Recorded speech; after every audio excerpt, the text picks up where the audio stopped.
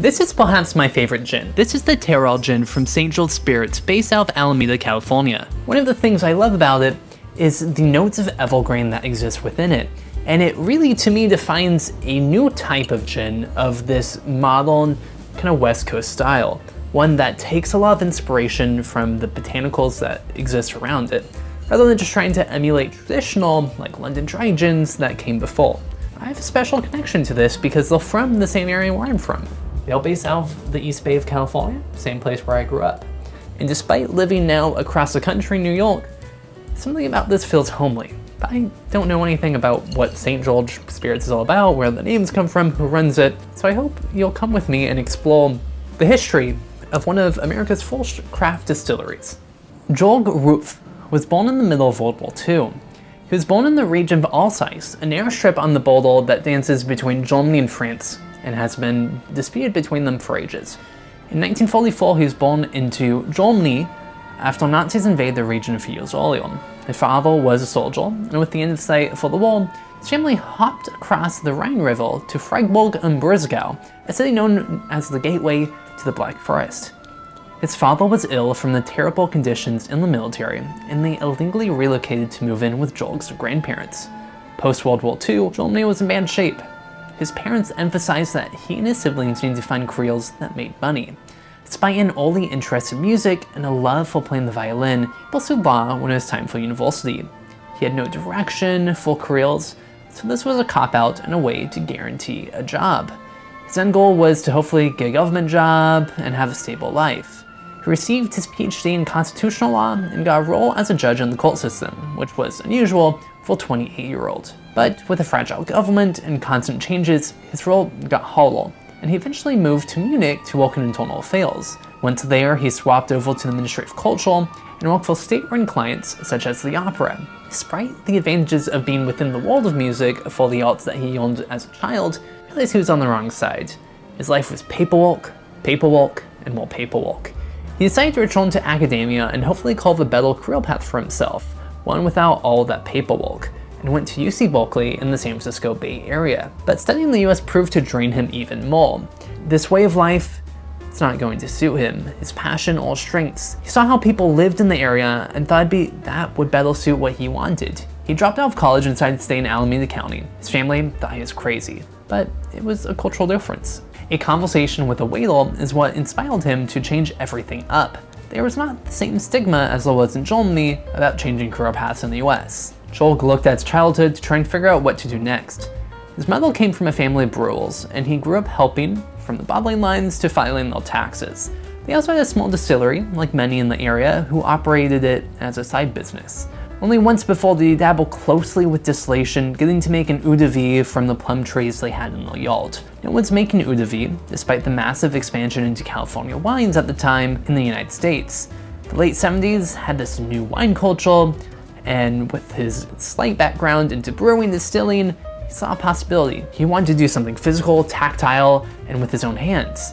And more than anything, this would allow him to establish something that connected him to his family heritage. With a small business loan and help with a friend whose parents were Kiwi farmers, he started experimenting. He did this all legally though. He had a background as a lawyer, and he was able to get the proper permits for it, mainly for the fact that home distillery permits were allowed due to the oil crisis, which allowed people to make ethanol fuel at home. He found a distilled still at a restaurant supply store and paid $40 for it, $135 today. But small distilleries around this time were not common at all, especially in California. After the repeal of Prohibition, there were plenty of new laws to control distillation.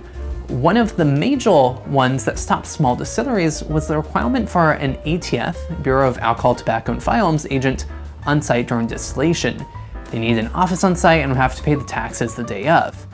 But Jorg's law degree is what helped him here. He dived through the laws and saw what he needed to pay attention to, what he didn't, and ultimately he discovered a newly passed exemption in the 1980s. Plenty of California winemakers came from historic families of winemakers in Europe. The Gallo family, for example, came from Italian heritage. The American Gallos began producing wine during Prohibition, and once it ended, they focused on cheap price and scale. They also spent time lobbying the government to allow them to operate a distillery without an ATV agent, which created this exemption in 1980 and allowed them to distill if they were attached to a winery. Jorg began to work until the Crest winery based out of the industrial city of Emeryville. He ran a small shack from them for about 200 months. It was so tiny and hidden on the roof, but it was perfect for him. He also learned a lot from the winemakers through questions that he didn't have the answers to. He didn't know about different strains of yeast, fermenting temperatures, oxidation. He had a lot to learn.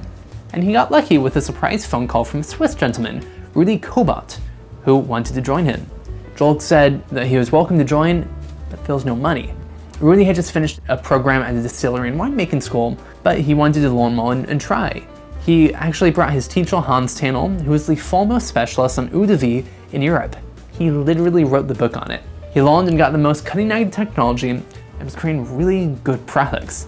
Started using the name St. George Spirits after being tired of explaining his name to everyone.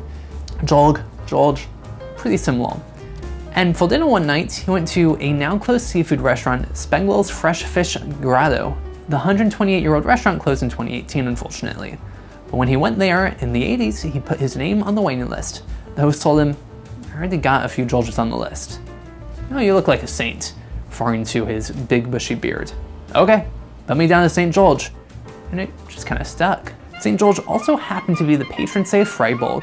His folk story is about dragons and not anything alcohol. He arrived to a small village that was being terrorized by a dragon. The village had been sacrificing sheep to please the dragon, but then they ran out. The king decreed that children needed to be sacrificed. The children would be chosen at random via lottery, till one day the king's own daughter was chosen. George watched this happen and intervened. He offered to slay the dragon if the kingdom would convert to Christianity. He battled the dragon, won, and killed it. Jorg wasn't fighting dragons, but explains products to customers and wholesalers across the West Coast felt like it. People didn't understand the category that was in. It was brandy, but it was unaged, and that was kind of a negative against it. People didn't know about Eau-de-Vives and the history of brandies past cognac or almanacs, which were required to be aged in barrels. But he was able to sell his product and grow. In fact, once he started selling it to Germany and England, it began to outperform his domestic sales. His Freiburg-based distributor and Eau-de-Vie exports were amazed at what he was producing. As soon as Rudi went, Jorg also got lucky. A Bill Malt connected with him after reading about a story written up in the Oakland Tribune. He was a home winemaker and knew very little about distilling, but his skills as a mechanic and electrician, he previously worked in the telecommunications industry, meant he was handy to have around. If something broke, Bill could fix it, even if he didn't know how. He moved out the small shack and into a larger building. He partnered with Kent Rosenblum, a veterinarian-turned winemaker who focused on the smaller vineyards of Northern California, and with Bay Cellars, a small winery. They eventually lost the lease in Emeryville and moved to a property in Alameda. Emeryville was no longer just industrial, and it was turned into its own little city. The new landlord also sold junk, which proved useful for Jorg in case something broke and they needed a replacement part. In 1995, a young curious fella approached Bill. Bill's age began to show. He couldn't climb the ladders around the distillery, and he knew he had to retire. Lance Winters inquired about working for the distillery, bringing a bottle of whiskey he distilled at home. It impressed Bill and Jorg. He became Bill's project and trained him and showed them all the ways that they were doing stuff at St. George. And within a few years, Lance was an integral role there. He had lots of ideas and different perspective coming from the brewing industry. His familiarity with grains is what prompted him with his interest in whiskey. Jorg had no experience with making it. They started trying and basically made an Eau-de-Vie, but with grains. It was nothing like what was on the market, and very few people understood. They avoided peat, which is popular due to the popularity of Scotch, but it had no relation to California. What they ended up making was fruity and lacked the presence of wood. It was different. And to this day, they released an annual release of their single malt whiskey. It developed as it aged. They sourced both French and American oak barrels using old white wine barrels they got from wineries that had them make brandy and grappa for them. But the first big success was coming in 2002 when they branched out to vodka. Vodka seems to have won the hearts of Americans past Prohibition. Before Prohibition, it was nowhere to be seen. The late 90s is where the launch of Tito's and Grey Goose came, and the popularity of vodka-based cocktails was rising. Angel's Share and Milk Honey were two pioneers in craft cocktails on the East Coast in New York City, and locally, the opening of Slanted Door in 1995 and Absinthe in 1998 allowed craft cocktails to rise in the Bay. They both focused on fresh and quality ingredients from within California. And so with St. George's experience in Eau-de-Vie, Fruit-infused vodka was a natural transition for them and easier to sell in a changing market. They had a better quality product that stood up in side-by-side taste tests, and that's how the distributor marketed it. It was the Pepsi challenge for vodka. The business plan called for 800 cases in the second year. They reached that within 4 months. They moved to a new location that was 10 times larger, allowed them to finally add a bottling line and have space for more. Hangar 1 is what they named the vodka, after the buildings being an old airplane hangar. In 2005, they needed a bit more help. Through a mutual friend, Lance was able to meet Dave Smith, an English teacher with a creative writing background. Dave's brother had founded a winery a few years earlier in 2003 called Blacksmith Cellars, and Dave truly loved helping out. He was getting tired of teaching after all and was ready to begin using his degree in creative writing. He decided he would leave his teaching job and work for various wineries to fuel his creative writing process. Dave had appreciated what Jorg and the team were doing. The pear and raspberry Eau-de-Vies were miraculous, so he was eager to help. He figured he'd stick around for only a year, but St. George Spirits soon became his home. In 2007, Robert Lohmann was hired by a Swiss company to lobby the TTP to remove its ban. Yves Cablar, a fourth-generation master distiller who started making absinthe when the ban in Switzerland was repealed in 2001, saw the opportunity in the United States. The biggest issue around absinthe is the chemical visionaries, which is believed to be the cause of the hallucinations associated with absinthe. The jury is still out on this one, but December of the same year, absinthe was finally legal as long as it contained a very minimal amount of visionaries. That meant that finally Lance released his passion project. Beyond his interest in whiskey and brewing, he really kind of fell in love with the idea of absinthe. He used locally grown wormwood, tarragon, basil, mint, anise, and fennel, and was experimenting with how he can make his own absinthe, just being unable to sell it. Once absinthe became legal in the United States, St. George decided to sell their own. They became the first legal American-made absinthe and have really become the standard for it. In 2008, they released Agua Azul, a blue agave spirit in the vein of tequila. In fact, the agave they used was sourced from tequila itself. Jorg was invited to the Tales of the Cocktail for the first time ever. He didn't truly understand the world of mixology and didn't have the highest opinion of so-called mixologists. But his mind was changed and his horizons were truly broadened. They knew their stuff, and the world of experimentation was wide open. But was he the man to experiment? Frankly, no. Jorg's whole goal from the beginning was all about Eau-de-Vie. It was a team that came and tried new things, specifically Lance. Lance got married at the distillery in 2009, and Jorg even played a song for the new couple on his violin. Jorg was watching what felt like his son grow up. He had so much potential, and the success of Absinthe Volley showed Jorg what could become of St. George Spirits. In 2010, they launched Agua Libre Rum. Tiki was immensely popular in the Bay, with Smuggler's Cove opening the year before. It used sugarcane, making an agricole style of rum rather than the common molasses distilled rum. They also sold off Hangar 1 vodka that year to help with the cash problems of their financial partner. It was a hard but necessary choice to respect their business partner. Their vodka was 80% of their business. They continued to produce it until 2014. Today, the Hangar 1 distillery is located right next door to St. George. Jorg had no kids. Lance seemed to fill that void. He had ideas galore, and he seemed better fit in this new world of craft cocktails that was taking both the Bay Area and the United States by storm. Jorg decided to retire and hand off everything to Lance. Although he was retiring, he was still very much a part of the equation. The only difference is now Lance had final say on everything. Lance wanted to continue the legacy of Jorg. They don't use any automation in their distilling process, and use an apprenticeship model to train the distillers, just as Jorg did to him. In 2011, Lance helped start the California Distilleries Association to help him and other distillers produce spirits in California.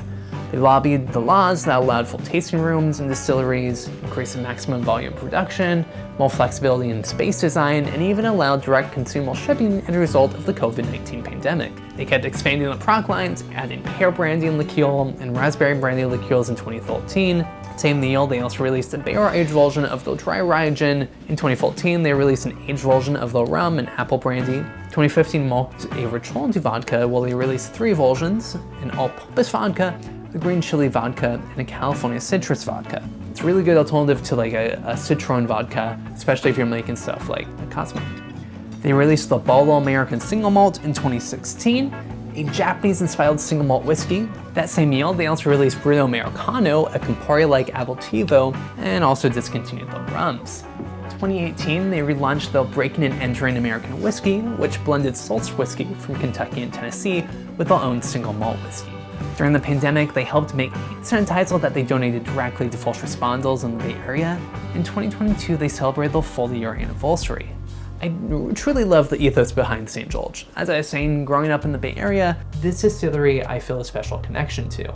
In my mind, St. George sets the baseline of what West Coast distilleries should be. We're at a time where a connection to your home is important in spirits, and the growth of small craft distilleries is really powerful. If you haven't tried, for example, the Terroir gin, go find it immediately. It's a truly unique expression in the world of contemporary gins. A Bruno Americano is what I use as a sub-full Campari in any recipe, especially Negroni, and even the vodkas I find to be really smooth. They use pear in the distillate, which really kind of changes the experience with it. If you're also a whiskey drinker that wants to get into the world of gin, the Eau-de-Vie rye gin has a rye mash bill similar to what you'll find in like a rye whiskey, and helps kind of build that bridge. I would love to hear what your favorite St. George products are, or what cocktails you put them in. Subscribe for more history in the world of alcohol with this series Behind the Bottle. If you like this video, you're probably gonna like the history of chartreuse, which you can watch over here. It's another great story about the connection to both Catholicism, similar to St. George, and then also a connection to the botanicals of the area. Thanks for watching. I'm Zachary, and cheers.